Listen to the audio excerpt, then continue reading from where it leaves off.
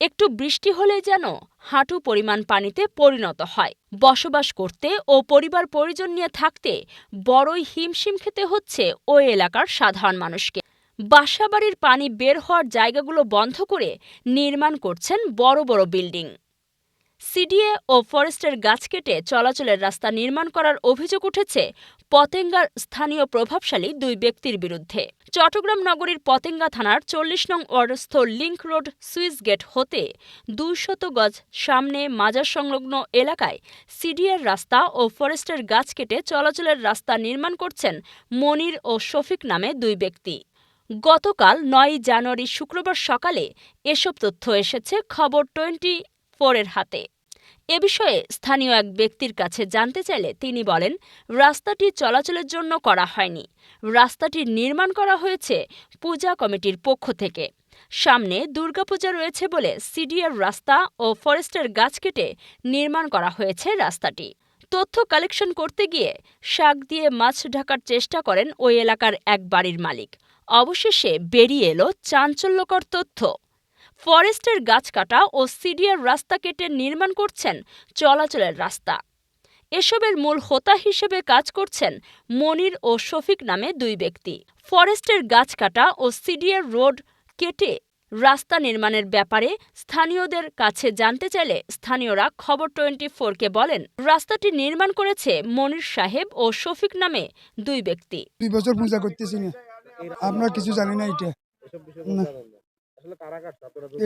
আমরা জানি না, আমরা এখানে থাকলে না জানতাম। কথা বুঝুন, আমরা এখানে থাকি।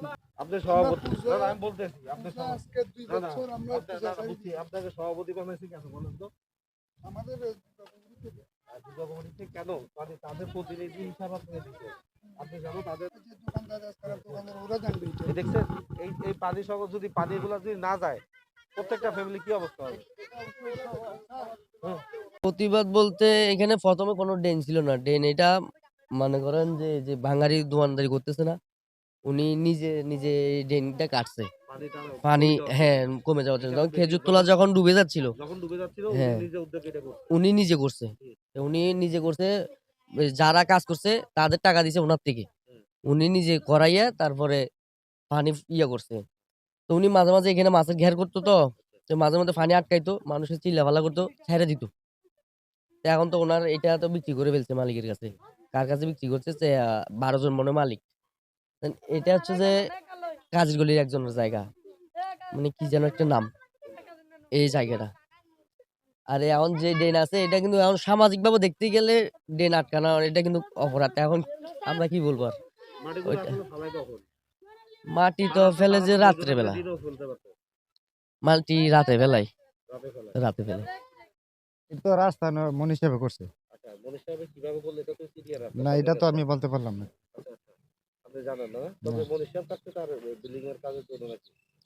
হ্যাঁ রাস্তা নামার জন্য কাটছে। ভ্যান গাড়ি আছে, বেকারি এগুলো ওড়ার জন্য বা এই কলোনির মানুষ ওড়ার জন্য। হ্যাঁ না হেরে তো ভাই, এটা তো জমিদারের কাজ, মনে করেন জমিদার করছে মনে করেন রাস্তা ওড়ার জন্য। হেরে কেমন আমরা কেমন কমু এটা তো আমরা বলতে পারবো না। মনে করেন আমরা কি যেটা দেখছি বা হেডে আমরা কি বলতে আছি। আমারটা একটু শোনেন, আমি যেটা বাস্তব বলতেছি, আমার বাড়ি আমার ঘর এখানে, আমি বসবাস এখানে করি, আমার ফ্যামিলি হতো এখানে, আর বহুত ফ্যামিলি আছে এখানে, বহুত ফ্যামিলি আছে, অর্থাৎ ফ্যামিলি আছে। তো এগুলা ফ্যামিলি এখানে অন্তত নইলেও 50 ফ্যামিলি আছে, কমত 100 ফ্যামিলি আছে এইখানে। আর এখানে এই যে বেকারির যে রাস্তাটা দেখতেছেন, এইটা করছে তো আজ মনে হয় মাসও হয় না, 1 মাস হয় না, কিন্তু এই এই যে যেটা দেখতেছেন এখন, এইটা চলাফেরা করতেছে আজ যা ফরাই রাস্তা হইবার যে সময় রাস্তাটা ভরা দিতেছে, এই সময় এইদিকে চলাফেরা করতেছে মানুষ, কিন্তু মানুষ নামতেছে না। বেকারিটা করছে তো ও বেকারির নামার জন্য ওরা করছে, তারা ওরা ব্যক্তিগত তারা ব্যবহার করছে কাছের জন্য, ওরা কাছে যাইবার জন্য এখান থেকে বর্ষাকাল হইলে যাইতে পারতেছে না। সেই জন্য এখন বর্তমানে এই রাস্তাটা হয়েছে কখন, যেই সময় নাকি আমাদের এই মেইন রাস্তাটা হয়েছে, মেইন রাস্তা হয়েছে এইটা হয়েছে, সেই জন্য এই রাস্তাটা আমরা করছি দেখি শুধু চলাফেরার জন্য, কোনো গাড়ি নামার জন্য না, কিছুর জন্য না, শুধু আমরা চলাফেরা করতেছি। আমরা এইখানে 100 ফ্যামিলি আছে, 100 ফ্যামিলি। না কথা আমারটা শোনা, জায়গাটা আছে ঠিক আছে আমি জানি। গাড়িও এখন নামতেছে বর্তমানে, আগে কিন্তু গাড়ি নামে না। গাড়ি নামতেছে আমাদের ফুজনে নামতেছে, গাড়ি নামতেছে এবং ধরেন না সিএনজি নামতেছে, ধরেন না কিছু মাল নিয়ে হতরইয়া নামতেছে, এগুলো আর কি। জমিদার নামাইছে যে আমরা এই জমিদার, এটা তো আমাদের রাস্তা না, জমিদার নামাইছে। জমিদারের নাম কি? মনীষ সাহেব। আপনার মালিকে হচ্ছে হ্যাঁ। মনীষ সাহেব। এখানে কিন্তু তিনি বলতে সিডিএ ও ফরেস্টের গাছ কাটার বিষয়ে মনিরের ছেলে মুন্নার মুঠোফোনে যোগাযোগ করুন। তিনি বলেন, রোডটা কেটে করিনি, যে রোডটা যেভাবে ছিল ওখানে মাটি ফেলে আমি শুধু হাঁটার পথ করছি। আমি এক ফোঁটা কেটে করিনি। যে রোড যেতে ছিল ওটাতে শুধু মাটি ফেলা হয়েছে। আর ওখানে যারা ছিল সংশ্লিষ্ট তাদেরকে আমি বারবারই একটা পারমিশন নিয়েছি যে আমার সেই রুট একটু কাটা হয়নি। না আমি তো সিডিএর সাথে, আমাকে যদি আপনাদের সিডিএ কাউকে নিয়ে আসেন আমি তাদের সাথে কথা বলবো, তাদের সাথে যারা কর্তৃপক্ষ যারা আছেন তারা যদি আসে তাদের সাথে আমি কথা বলে কি করতে চাই ওনারা করবে, এই সমস্যা। আমি রোড কাটি নাই, আমি যেটুকু ছিল ওটুকুর মধ্যে বরঞ্চ আমি মাটি ফেলে হাঁটার ব্যবস্থা করছি। ওটা এমন কিছু করি নাই, আমি পাকাও করি নাই। ফিজিক্যালি আপনি এসে আমার সাথে কথা বলবেন, ওখানে কি হয়েছে না হয়েছে মোবাইলের চাইতেও ফিজিক্যালি আপনি আমার সাথে দাঁড়াই কথা বলেন, তাহলে আমি আপনার সাথে কথা বলতে সুবিধা। শোনেন, আপনি তো বলতেছেন যে এখানে পাবলিক, আমি একা না, এখানে আমরা 10 জন পাবলিক বা 20 জন পাবলিক বা 30 জন পাবলিক, সবার একটা মতামতের বিষয় আছে। আর আমি ফ্রন্টে না, জেফেলস আপনি তার সাথে একটু এখানে কথা বলে ভালো হবে, কারণ আমি এখানে প্রতিবাদ করলে যা হবে, না করলেও তা হবে। কারণ এখানে ব্যক্তিগত জায়গায় কোনো রোডের কোনো ব্যবস্থা নাই, কোনো ড্রেনের ব্যবস্থা নেই। এটা নিয়ে প্রতিবাদ করলেও আমি ঝামেলা, আমাকে তো কেউ মানবে না।